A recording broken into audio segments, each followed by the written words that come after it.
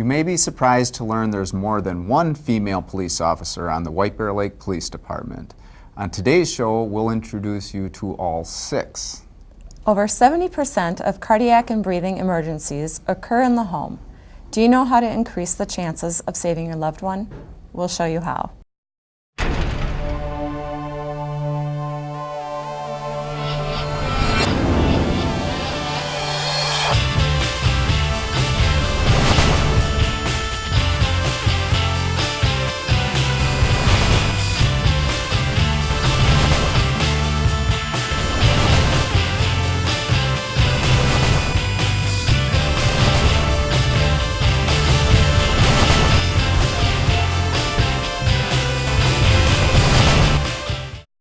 I'm Ron Hawkins. And I'm Tracy Menarchuk. Thanks for joining us.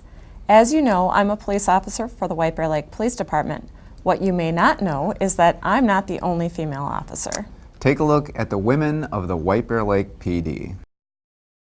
Hi, I'm Tracy Menarchuk, and I am one of actually 6 female police officers here at the White Bear Lake Police Department. Yes, there's more than one of us. I don't work every day, and I don't work every shift. And I thought, what better thing to do but bring you here to the White Bear Lake Police Department where we can meet the other 5 female police officers. So come on with me and let's go meet one of them now.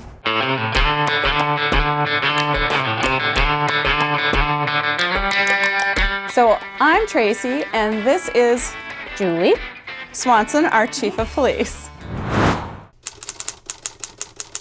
You said you get confused for Officer Angie Rohau.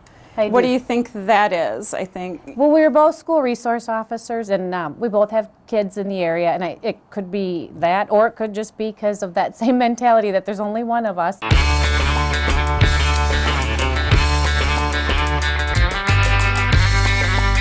Oh, look! I found another female officer. What about your reaction that you get from the public going to a call and showing up as a female police officer? Maybe they're calling for something and you get there and they give you a look. Do you ever get that? I do. They kind of go, oh, they sent the female, they sent the girl.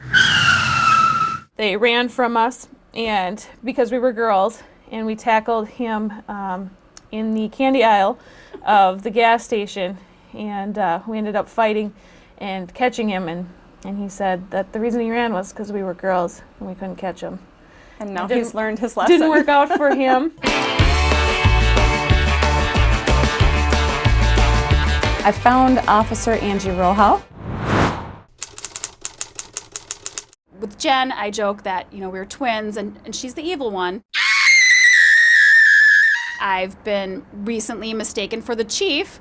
Someone at the Holiday gas station came up and congratulated me on my new chief job, and I thought that was awesome because I hadn't even applied for it. So now we're going to see if we can find Detective Jen Kraus.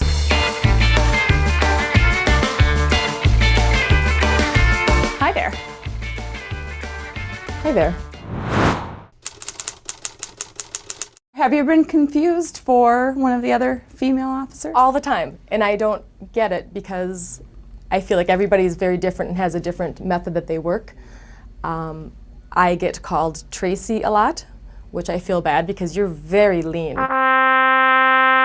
Or they call me Heidi, which is offensive because I don't yell. Shut up. And I get called Angie a lot. Angie? I used to wear glasses. And we both wear blue shirts. Huh. So there's that. You're both female. And we wear blue shirts. And you wear the same outfit.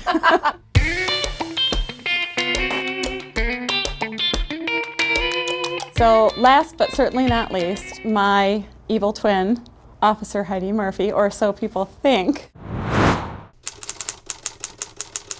I got confused for Officer Jen Kraus one time, but that person was intoxicated, so that might have had something to do with it. I usually get confused for you. When I was working in the schools, I was walking out one day, and this gentleman started commenting on the show and about him seeing you on the show the previous night. I tried to politely tell him that wasn't me. He argued with me, yeah, you on the show. It wasn't, so after about 2 minutes of trying to argue, I just gave up and said, oh, I'm glad you liked it. Thanks for watching. So I just want to thank all the female officers, all 6 of them, for being on the show. I want to thank you guys for the job that you do every day. And to the viewers, I just want you to know the next time you see one of us, remember currently there's 6 of us, and who knows, we might have more someday. So thanks again. So that looked like you guys had a good time. We putting did that actually. together. I think that was the longest that we've actually been in one room together at one time, and we had kind of a blast taping it. And what the viewers may not know is that they were out there for like 2 hours taking video. So we were kind of walking around the department and talking and laughing, so we actually had a very good time. Oh, well, great. Good job to the ladies of the police department. Yes, and thank you very much, ladies, for participating in that. That was a lot of fun. After nearly 500 motorists were arrested for DUI St. Patrick's Day weekend, safety officials are reminding people to plan for a sober ride. Law enforcement added extra patrols, and as a result, 495 people were arrested for drunk driving. According to the Department of Public Safety, 1/3 of traffic deaths every year are alcohol related. A car is the deadliest place for children, yet 3 out of 4 child seats are used incorrectly. There's a resource available for parents and caregivers, and you could even bring it to your community. Take a look. And you've done this before with babies? Yeah. In Minnesota, 3 out of 4 child car seats are used incorrectly. What's helpful about this is that it helps keep their rump back into the seat. And since car crashes are the leading killer of children under 14, We want these harness straps to be at the level of the shoulder. using them properly is imperative. Injury prevention coordinator at Regents Hospital, Shanette Doggett, says they began a car seat program 6 years ago and partner with local safety agencies to educate parents and caregivers. And the latch system is not any safer than the seatbelt systems. They hold 2 clinics a month, and recently the clinic came to the Maplewood Fire Department. We find that the parents and the caregivers that come to our clinics are very grateful and really appreciate the help that they've received, and they've all kind of left with some new knowledge. It's the law in Minnesota for children to ride in a booster seat upon outgrowing a forward-facing harness restraint. Children should ride in a booster until they're 4'9" or at least 8 years old. A 2011 Department of Public Safety survey revealed only 64% of parents and caregivers placed children in booster seats. Between 2008 and 2012, 10 children were killed in Minnesota and only 2 were properly restrained. Of the more than 2,000 children injured, less than half were properly restrained. We just really feel like our goal is to make kids safer. And so every clinic that we hold, we've got technicians that volunteer their time to come to these clinics and work with those parents and caregivers. And it's really all about the kids. If you'd like to schedule a car seat clinic in your community, call or email for more information. We're going to take a break, but when we come back, We'll tell you how to learn the skills to potentially save your loved one's life.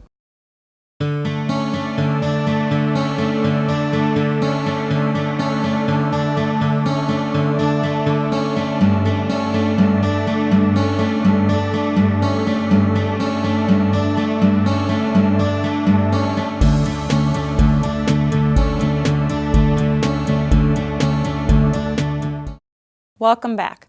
4 out of 5 cardiac arrests happen at home, so chances are the life you save by knowing CPR will be a loved one's. Chris Voss from the White Bear Lake Fire Department joins us with some very helpful information. Chris, thank you so much for being here today. I appreciate it. Oh, you're welcome. And tell us first a little bit about yourself. How long have you been on the fire department, and what is your job title? What kinds of things do you do there? Well, I've been on the fire department for about 12 years now, and I am Ron's counterpart, actually, who normally hosts this show. And Ron is not here today, yes, but you brought Ron. We a have stand-in today. And we both are quality assurance technicians for the fire department. So And quality assurance. mostly for the ambulance service. We help run the ambulance service. So you make sure that things are running properly, that you've got the proper equipment to help the EMTs, medics, that sort of thing. Make sure everything is road ready and we have all the medications and things that we need, stuff like that. So Okay, great. Well, and the reason you're here today, You brought not only Ron here, but you brought 2 other friends. Why don't you tell us what are these things? Well, these are CPR mannequins, and we are trying to get our community involved with CPR because at the end of the day, unless people in our community help someone when they go into cardiac arrest, we can show up with the police, fire department, and all of our tools, and they probably don't have a chance of survival unless someone initiates care before we get there. Every minute that someone goes without help during a cardiac arrest, they lose 10% of their viability. So even 2-3 minutes, they only have a 70% chance of survival. So it's really important that in the community, if something happens, or in your home, that you start CPR until we get there and can take over for you. And usually, maybe you don't know this, but what is a response time on average for the service area that White Bear Lake Fire Department Ambulance Services? Probably 2 or 3 minutes. Okay. Because if you think about it, when something happens, you call 911 and you're going to talk to the dispatcher for a minute or 2. They're going to send the police and fire department out to help you, and they're going to have to respond from wherever they are in the city and get to you. So you've already, have 2 or 3 minutes right there. Of just communicating information, right? Information, and those minutes are ticking by, and people are losing their opportunity to survive. And when you're in a stressful situation, 1 minute seems like an eternity. So 2 or 3, 2 or seems 3, very and long. then add on the maybe 3 or 4 that it takes to get to wherever that location is. Or if our ambulances are busy and we need to dispatch a different ambulance than what normally covers that service area. Yep. You're looking at some extended time. So Absolutely, and sudden cardiac arrest is, it's one of those leading causes of death that doesn't get a lot of press. The truth is that there are about 400,000 people each year in this country that die of sudden cardiac arrest. And unfortunately, nationally, our survival rate is only around 7%. But if we can keep that chain of survival starting with our community members initiating CPR, we can raise that up to 30 or 40% survival rate like they have in Seattle.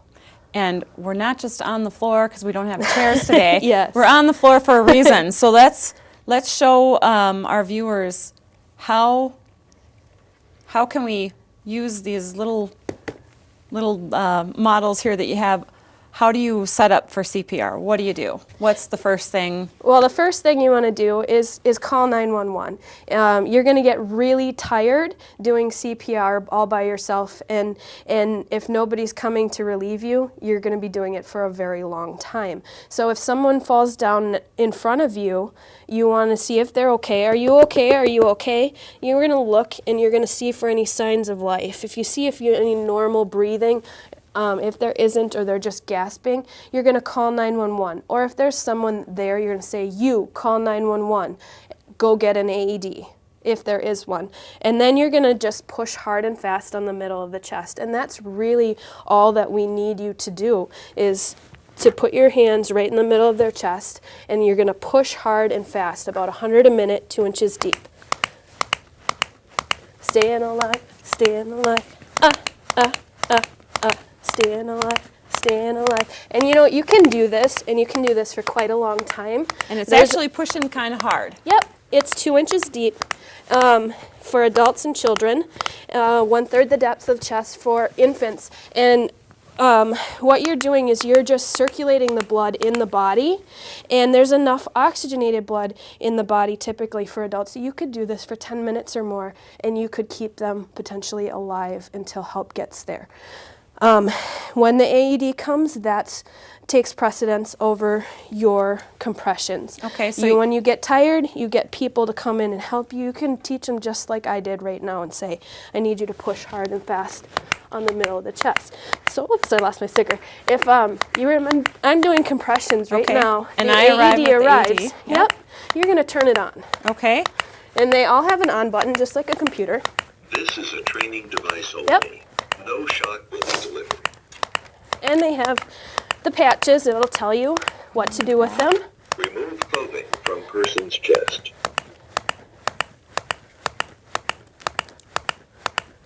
Attach pads firmly to person's chest as shown.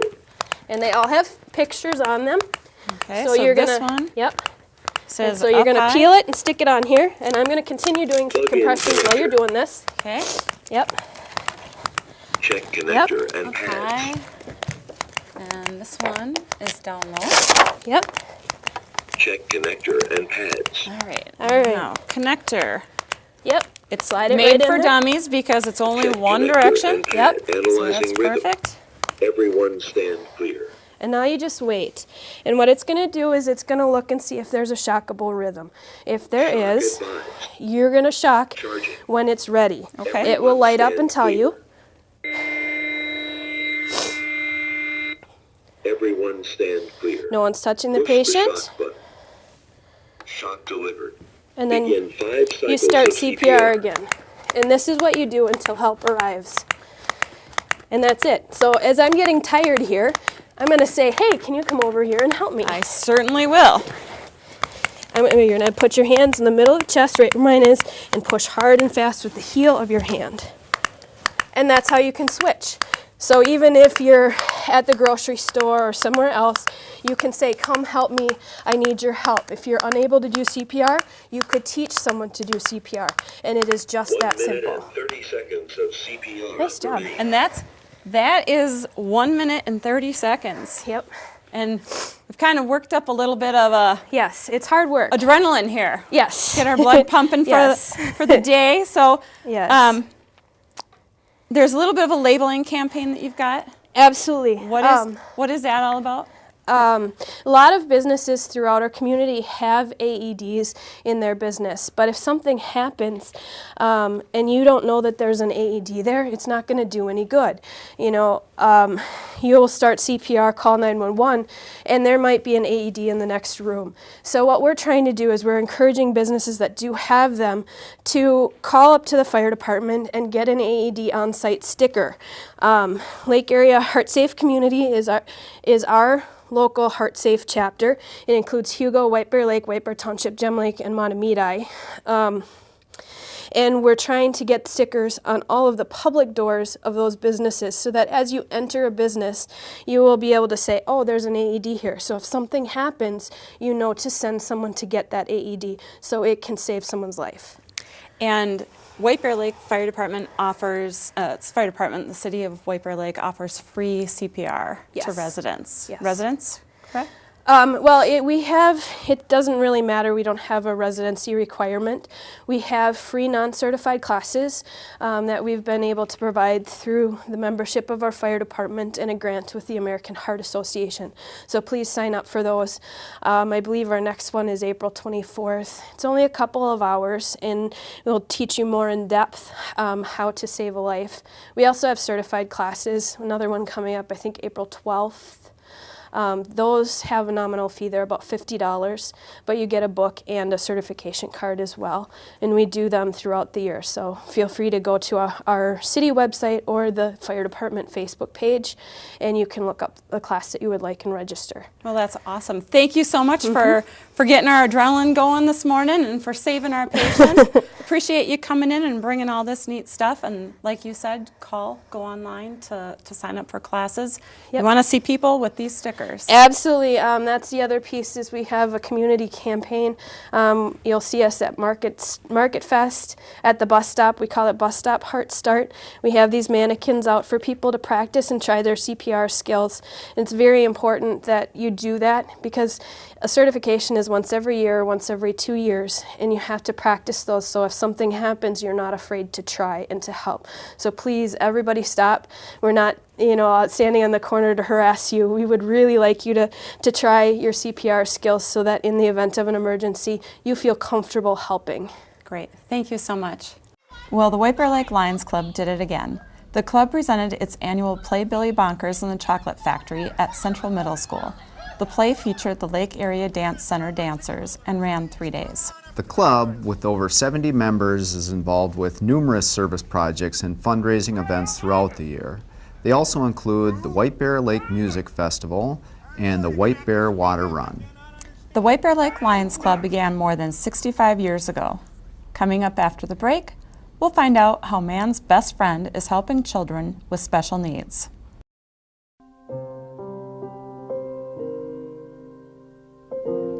Last spring I had a sudden cardiac arrest.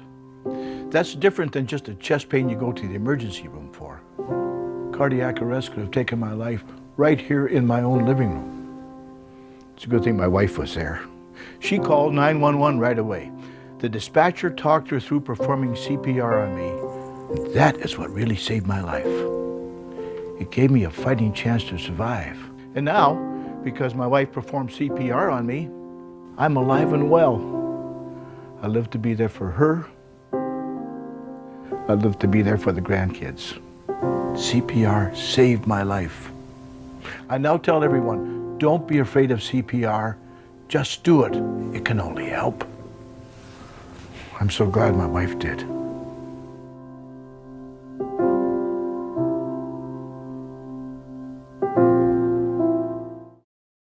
Since the 1970s, the Autism Society has been celebrating National Autism Awareness Month. And in recognition, we show you how one family dealing with autism has reason to celebrate. Producer Joe Cullen and photographer Jeff Melcock have the story. At first glance, Jonathan Prenovo looks like your typical 7-year-old boy. He loves movies and spending time creating Lego masterpieces. Learning and socializing don't come as easy to Jonathan as other 7-year-olds, though, as he is on the autism spectrum. His parents, Pia and Dan, have tried many therapies to help him succeed, and they recently added a new member to the family to help him even more. This new addition is Duncan, an assistance dog that the Prenovos received from Can Do Canines. Pia tells us what it was like when Duncan first arrived at their home in February. Jonathan was very excited to have a dog and really had a lot of pride in the idea that this was his dog, and he got to do stuff for the dog. And I don't know, that pride might be wearing off a little bit now. He has to do chores, but it's been a really good experience. Assistance dogs from other organizations can typically cost up to $25,000. But Can Do Canines provides their dogs for free. I just kept wondering where the fine print was.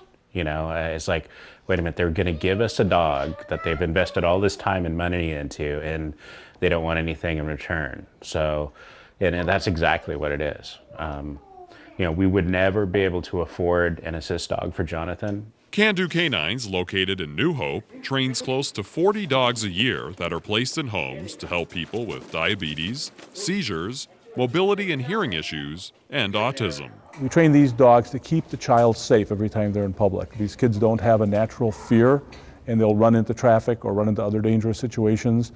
So anytime they get away from mom and dad, they're in danger of being hurt or killed. And what we do is we tether the child and the dog together so that if the child gets away and runs, the dog will lay down and not allow that child to go into dangerous situations. It can never be any further than 6 feet apart from the child and the dog. And the parent then can get control of the situation and calm the child and get back to normal business. Executive Director Alan Peters started Can Do Canines 25 years ago. They survive entirely on donations so that they can give their assistance dogs to those who need them for free. It can take nearly 2 years to train an assistance dog with the help of volunteers. Peters has seen many individuals with autism benefit greatly from assistance dogs, not only with safety issues, but also socially. People who would never have talked to these kids before now walk up to the kids and say, "What's your dog's name? How old is your dog? Can I shake his paw?" Those kinds of things. And before you know it, the children who don't normally communicate very well are now starting to talk to these strangers. And that's a great experience for mom and dad to see their child interacting with others. Jonathan is a good-natured child who is very intelligent. His parents think Duncan will help him to relate even more with other people. When they evaluated us, what they found was they wanted a dog with some more energy, because Jonathan's a pretty low-key, hard to bring out of his shell kind of kid.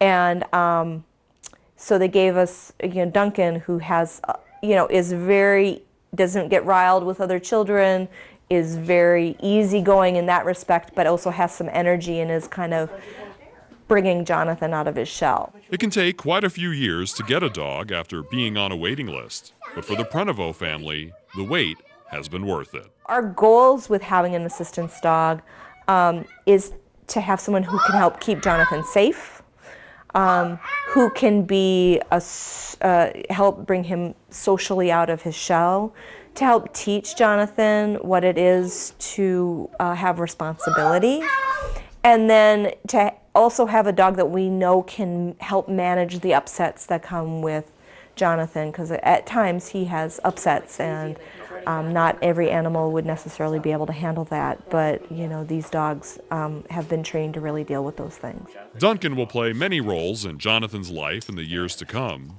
but it looks like the most important one is being a great friend. Overall, he's kind of a constant in Jonathan's life where, you know, like his teachers and friends and everything have expectations, either socially or academically, and Duncan has no expectations at all. He's just there. And he's always a friend to him and always has a big wet tongue for him. If you're interested in learning more about Can Do Canines, visit their website at can-do-canines.org. You can donate money at their website and also learn about volunteer opportunities, including fostering a dog until they are fully trained. Before we go, we'd like to remind you to become our friend. Like us on Facebook and see updates as well as provide story ideas. We want to hear from you.